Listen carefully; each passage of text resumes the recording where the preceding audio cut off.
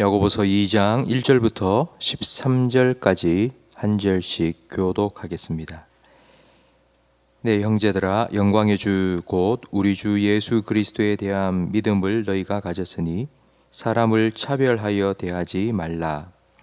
만일 너희 회당에 금가락지를 끼고 아름다운 옷을 입은 사람이 들어오고 또 남루한 옷을 입은 가난한 사람이 들어올 때에 너희가 아름다운 옷을 입은 자를 눈여겨보고 말하되 여기 좋은 자리에 앉으소서 하고 또 가난한 자에게 말하되 너는 거기 서 있든지 내 발등상 아래에 앉으라 하면 너희끼리 서로 차별하며 악한 생각으로 판단하는 자가 되는 것이 아니냐.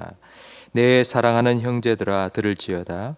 하나님이 세상에서 가난한 자를 택하사 믿음에 부요하게 하시고 또 자기를 사랑하는 자들에게 약속하신 나라를 상속으로 받게 하지 아니하셨느냐. 너희는 도리어 가난한 자를 업신여겼도다. 부자는 너희를 억압하며 법정으로 끌고 가지 아니하느냐. 그들은 너희에게 대하여 일컫는 바 그 아름다운 이름을 비방하지 아니하느냐. 너희가 만일 성경에 기록된 대로 내 이웃 사랑하기를 내 몸과 같이 하라 하신 최고의 법을 지키면 잘하는 것이거니와 만일 너희가 사람을 차별하여 대하면 죄를 짓는 것이니 율법이 너희를 범법자로 정죄하리라. 누구든지 온 율법을 지키다가 그 하나를 범하면 모두 범한 자가 되나니 간음하지 말라 하시니가 또한 살인하지 말라 하셨은즉 내가 비록 간음하지 아니하였어도 살인하면 율법을 범한 자가 되느니라. 너희는 자유의 율법을 심판받을 자처럼 받지 말고 행하기도 하라. 함께 읽습니다. 긍휼을 행하지 아니하는 자에게는 긍휼 없는 심판이 있으리라.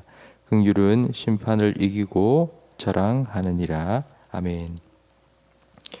사도행전의 초대교회의 모습을 우리는 잘 알고 있습니다. 성령이 임하고 또 복음이 편만하게 전파되면서 수많은 사람들이 교회로 몰려왔지만 모든 사람들이 네 거 내 거 없이 자기가 가진 것을 팔아서 함께 나누면서 사람들에게 칭송받으며 살았다고 사도행전 2장 43절 이하에 기록되어 있습니다.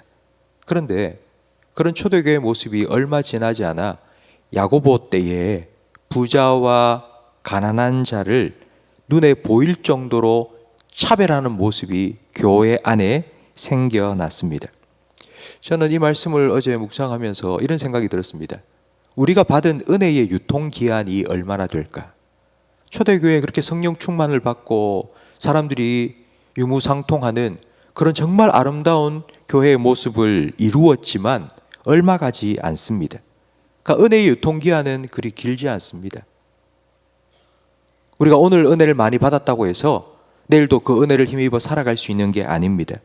그래서 예수님께서는 일용할 은혜를 우리에게 주시겠다고 약속하셨습니다. 지금이 은혜 받을 만한 때라고 성경은 말하고 있습니다.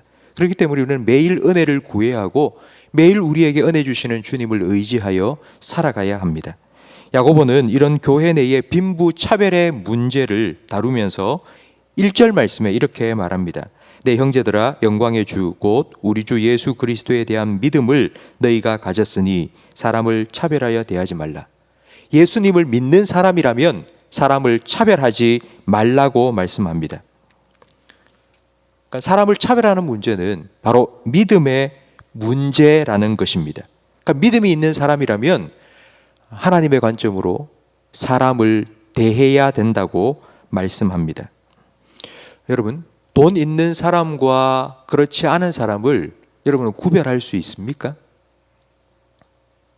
교회에 사람이 들어오는데 저 사람은 부자다, 저 사람은 가난한 사람이다. 여러분 어떻게 구별을 하실 수 있습니까? 그 사람의 옷차림이라고 2절에 말합니다. 만일 너희 회당에 금가락지를 끼고 아름다운 옷을 입은 사람이 들어오고 또 남루한 옷을 입은 가난한 사람이 들어온다고 말씀하고 있습니다. 그러니까 요즘 말로 한다면 이런 겁니다. 얼굴이 예쁜 사람, 아니면 그 사람이 들고 온 핸드백이 명품인지, 그 사람의 옷 메이커가 무엇인지, 그 사람이 어떤 차를 타고 왔는지 그것을 보면서 저 사람은 참 부자구나 라고 특별하게 대하고 저 사람은 가난한 사람이구나 하고 그 사람을 업신여기게 되는 것입니다.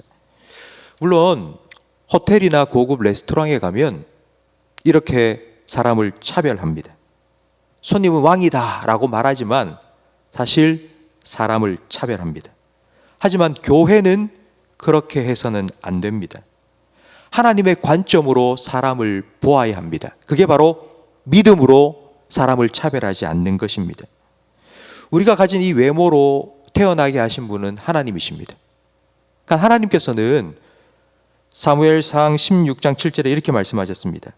여호와께서 사무엘에게 이르시되 그의 용모와 키를 보지 말라. 내가 이미 그를 버렸노라. 내가 보는 것은 사람과 같지 아니하니 사람은 외모를 보거니와 나 여호와는 중심을 보는디라.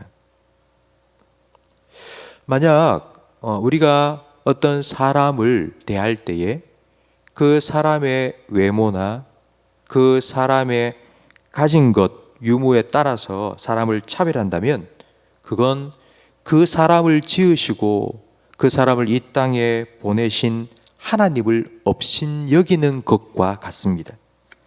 하나님께서는 레위기 19장 8절 말씀에 내 이웃을 내 몸처럼 사랑하라고 명령하셨습니다. 오늘 우리가 함께 읽은 8절 말씀에 보면 그 말씀을 그대로 인용하고 있습니다. 너희가 만일 성경에 기록된 대로 레위기 19장 18절 말씀에 기록된 대로 내 이웃 사랑하기를 내 몸과 같이 하라 하신 최고의 법을 지키면 잘 하는 것이거니와. 지금 야고보는 예수님께서 하나님을 사랑하고 내 이웃을 내 몸처럼 사랑하라 하신 이 율법이 율법의 최고의 대강령이라고 말씀하신 것을 기억하면서 지금 이 말씀을 인용하고 있는 것입니다. 그러면서 9절과 10절에 또 이렇게 말합니다. 만일 너희가 사람을 차별하여 대하면 죄를 짓는 것이니 율법이 너희를 범법자로 정죄하리라. 누구든지 온 율법을 지키다가 그 하나를 범하면 모두 범한 자가 된다고 말합니다. 그러니까 이 말씀은 이런 의미입니다. 사람을 그 옷차림이나 그 사람이 가진 것, 그 사람의 생김새를 가지고 차별하는 것은 이웃을 사랑하라라는 그 최고의 법을 어기는 죄인데, 아무리 교회에서 기도 많이 하고 성경 많이 읽고 봉사를 많이 한다 할지라도 사람을 차별하면 그건 최고의 법을 어긴 죄인이 된다는 의미입니다. 저는 어제 이 말씀을 묵상하면서 이건 우리 성도님들이 들어야 할 말이 아니라 저 같은 목회자가 더 귀 기울여야 할 말씀이라고 생각이 되었습니다. 목회자는 처음 교회에 오시는 새 가족들을 제일 먼저 만납니다. 근데 처음 오시는 분이 부자처럼 보인다고 그 사람을 특별하게 대우하고 그 사람이 그렇지 않은 사람이라, 가난한 사람이다 해서 대수롭지 않게 대한다면 하나님 보시기에 큰 죄입니다. 부자나 가난한 자나 하나님 보시기에는 똑같이 천하보다 귀한 한 영혼이고 한 생명입니다. 왜 부자를 환영하겠습니까? 그건 그 사람이 교회에 유익할 것이라고 생각하기 때문인데, 이건 사람을 의지하고 하나님을 의지하지 않는 분명한 불신의 죄입니다. 또한 가난한 사람을 무시한다면 그건 한 영혼을 실족하게 하는 죄입니다. 예수님께서는 만약 한 영혼을 실족하게 만들면 차라리 연자맷돌을 목에 메고 바다에 던지우는 것이 훨씬 더 낫다고 말씀하셨습니다. 그러니까 그만큼 한 사람을 실족하는 것이 큰 죄라고 주님께서는 경고하신 것입니다. 성도 여러분, 혹시 여러분은 사람을 차별하지는 않으셨습니까? 내 이웃을 내 몸처럼 사랑하라 하신 그 최고의 법을 혹시 어기지는 않으셨습니까? 사람을 의지하고 또 아니면 사람을 실족하게 하지는 않으셨습니까? 저는 우리 교회에서 그런 일이 일어나지 않았으면 좋겠습니다. 혹시라도 여러분 보시기에 제가 그런 모습을 보인다 싶거든 언제든지 저한테 얘기해 주십시오.